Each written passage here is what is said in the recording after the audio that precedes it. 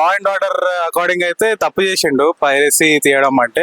But ఇప్పుడు ఒక normal average middle class family వెళ్తే ఒక్క రోజు ఒక మూవీకి 3000 అవుతుంది.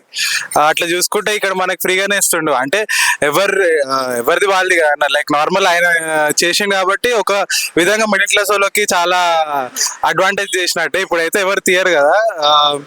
అట్లా చూసుకుంటే మరి లా అండ్ ఆర్డర్ అయితే తప్పు, కానీ అరెస్ట్ చేయడం అయితే కరెక్ట్ కాదని నేను అనుకుంటున్నాను. ఇప్పుడు మేము వెళ్ళా నార్మల్ 300 టికెట్ ఏందన్న, ముందు 90 రూపీస్ బాల్కనీ ఉంటే ఇప్పుడు 300 టికెట్ అంటే ఎవరైతే బేర్ చేయలేరో వాళ్ళకి చాలా కష్టం. సో వాళ్ళ కోసం పెట్టిరు.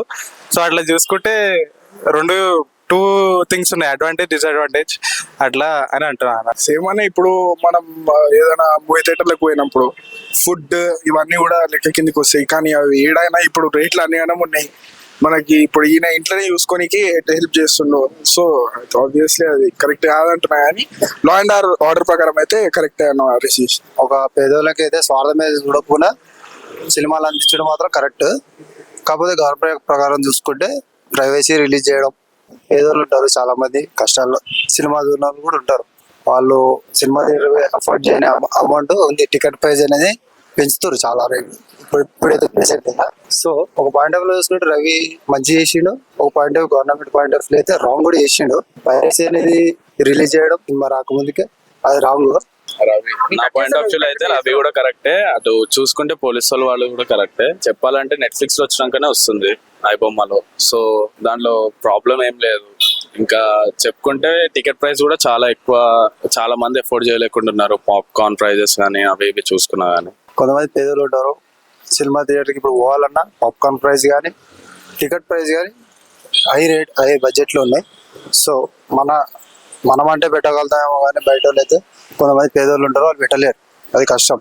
సో వాళ్ళ point of public point of లో చూస్తే మాత్రం రవి మాత్రం కరెక్ట్.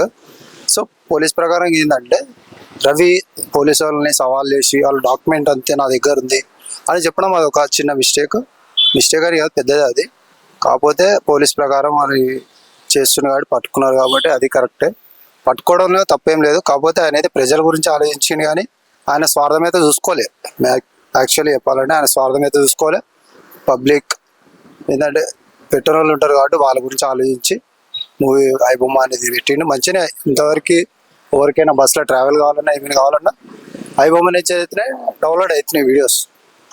అదే మనం అనుకుంటే చాలా వెబ్సైట్స్ కూడా చూసుకుంటాం, మరి వాళ్ళందరినీ కూడా పట్టుకోవాలి. మరి ప్రాబ్లం ఐబొమ్మ దగ్గర ఎందుకు వచ్చిందేమో మరి. అలానే ఇట్లా బెట్టింగ్ యాప్లు కూడా ఉన్నాయి, మెయిన్ చిన్న పట్టుకుంటారు, కానీ బెట్టింగ్ యాప్లు ఉన్నాయి. బెట్టింగ్ ప్రమోట్ చేసే చాలా మంది ఉన్నారు, అవి పట్టుకొని చేదగట్లే. కాకపోతే ఇవి మాత్రం పట్టుకుంటారు. ఏం చేస్తాం మనం, ఏం చేయలేము. ఇప్పుడు ప్రొడ్యూసర్లకి కూడా ఏం నష్టం మీద కాదు.